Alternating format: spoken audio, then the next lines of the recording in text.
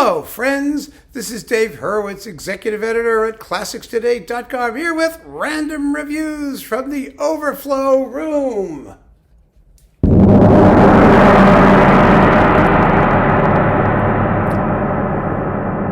Yeah, I figured, what the hell, once in a while it's always fun to give myself a little, I know you all guys talk about, what's his name, Arthur Rank or whatever that thing is. No, it's me.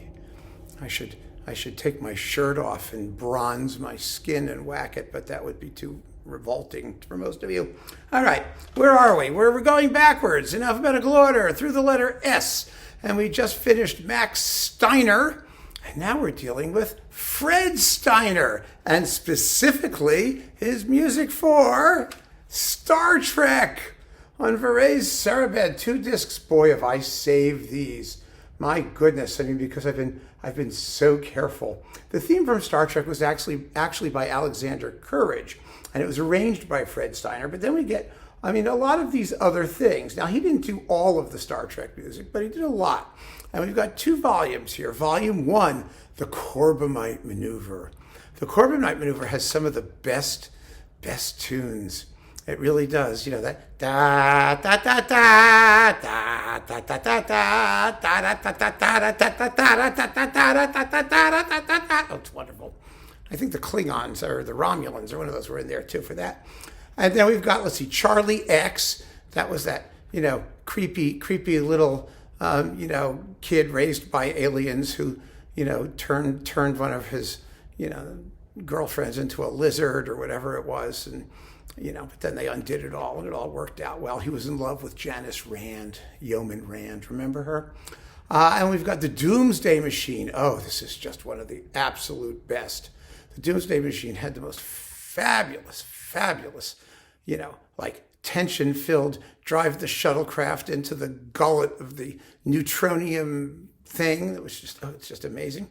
And then we had Mudd's Women. Now, Mudd's Women had, a lot of the sex music. All that saxophones and that, it was supposed to be very salacious. I never quite figured out what the hell the story was when it came to Mudd's Women, and it didn't interest me particularly. Then we've got Volume 2, where we've got By Any Other Name. That was a fairly uninteresting episode, wasn't it? That was by Fred Steiner. The Trouble with Tribbles was by Jerry Fielding. Oh, that was adorable. One of the comic episodes. There weren't that many comic episodes. And then let's see, what else have we got? Mirror, Mirror, which was okay.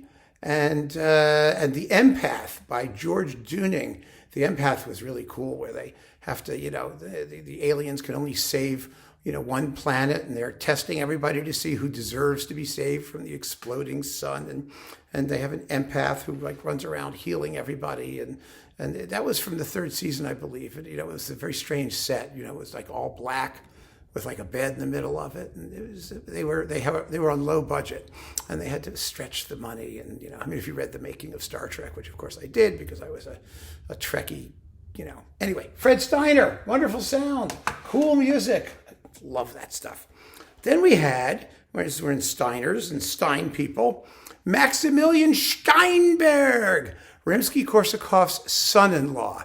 Now, Nimi Yarvi recorded 2 discs of his stuff. The 1st and 2nd symphonies, the Prelude Symphonique, the Fantasie Dramatique, and the Variations for Grand Orchestra Opus 2. Steinberg was a very well-schooled composer. His only problem was he couldn't write a tune to save his life.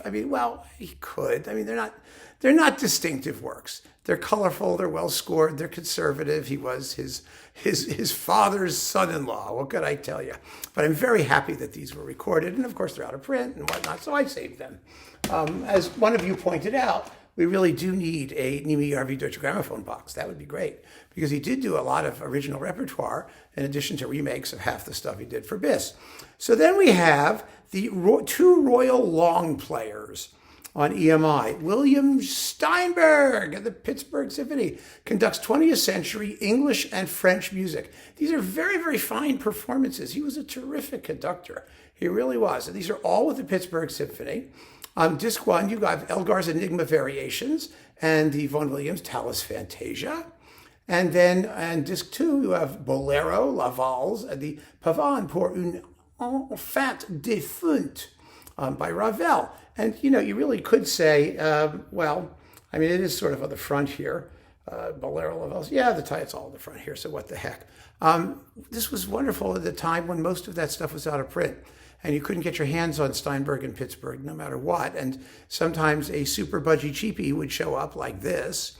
And because it was a super budgie cheapie, I grabbed it while I could. And that, my friends, is it for this group. We're not going to have like long, tedious talks here because we're dealing with smaller groups. We're in the miscellaneous S's, not the big names that stretch on endlessly. So we can get through this rather quickly. And I was very happy with the Overflow stuff. Of course, all of that the William Steinberg stuff was reissued on Icon and the Steinberg box, and more of it is coming. So, it comes out every day. It seems that he's been rediscovered. So there you go. His Brahms, his Beethoven, Deutsche Grammophon has some stuff now that was on command. And this is the EMI stuff on Warner. And he did a wonderful collection of stuff. He was a very fine conductor. So anyway, there you have it, my friends. Keep on listening. Thank you so much for joining me. Take care.